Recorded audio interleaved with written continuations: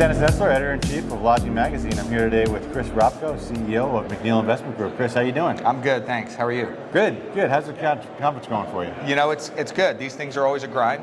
It's good to see a lot of people out here. I think attendance is continuing to go up, which is only a good sign coming out of COVID.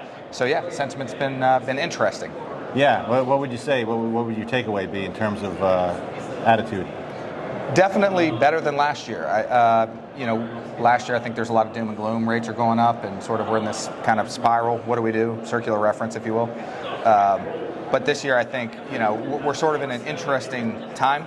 Right now it's sort of, you think about a lot of people made investment in 2017, 18, 19. So just naturally speaking, we're coming towards the end of an investment life cycle. Kind of forget about COVID in the middle. But just naturally speaking. So a lot of the sentiment I've heard, sort of our kind of personal belief internally, is that 2024 is probably going to be a period of transition. Okay. So, I think you're going to start seeing transactions kind of thaw out a bit, and hopefully, more activity. Yeah, absolutely. I think we're all hoping for that and looking forward to that. You mentioned transition. You guys are kind of in a transition yourselves with McNeill. Why don't you explain a little bit about kind of the restructuring of the company and what that entails? Yeah, we are.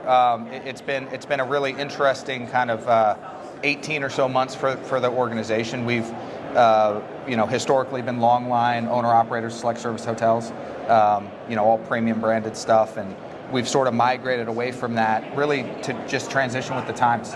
I think COVID kind of brought a lot of good and bad things, and I think for us, the one thing that the constant theme that came out of that was we need to be out in front of the trends that we're starting to see, and so we made a kind of very conscious decision early on that we don't want to pigeonhole ourselves into any one specific area. So we've restructured to more of an investment management model, sponsoring different fund vehicles. Obviously specific folks in the hospitality industry. But right now we are very, very, very bullish on the debt space and the experiential sector, which is probably a pretty hot topic that you guys have been hearing. Yeah, so I guess that's one of the trends you guys have identified. So I know you can't get into too many specifics, but what are some of your objectives with glamping or experiential travel? Yeah, there's been a lot of groups, auto camp, under canvas collective retreats that have done a really good job kind of coming out of the gate, and I think capturing the essence of what it is. And we see a couple interesting deviants or variants of that, or value-added opportunities with sort of that type of model. In particular, it's for us, it's about finding the right partners. It's about creating a product that, frankly, is outside of the box. I think a lot of people have stayed for a very long time in very traditional swim lanes, and we're kind of, with respect to our thoughts in that sector, really stepping outside of the box, going outside of the traditional swim lane.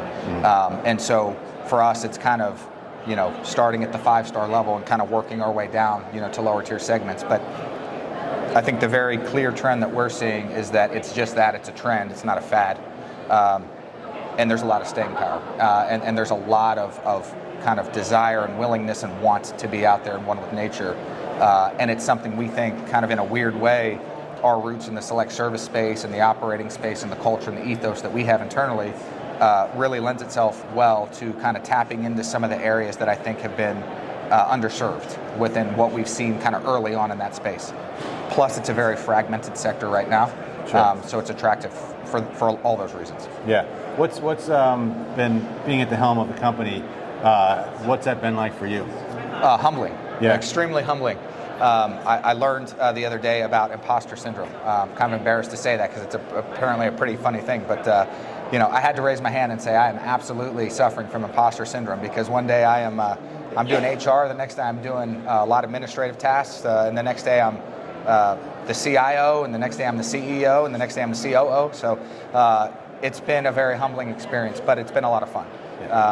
I've been very privileged to Philip McNeill Jr., when he kind of stepped back, to been handed the keys to a vehicle that was a pretty efficient vehicle, but he saw the vision. We talked a lot about the vision, and he believed in my vision, and he trusted me. And I we're kind of doing this in the spirit of Mark Ricketts, who we all he was a very, very dear friend, and we were all very fond of him.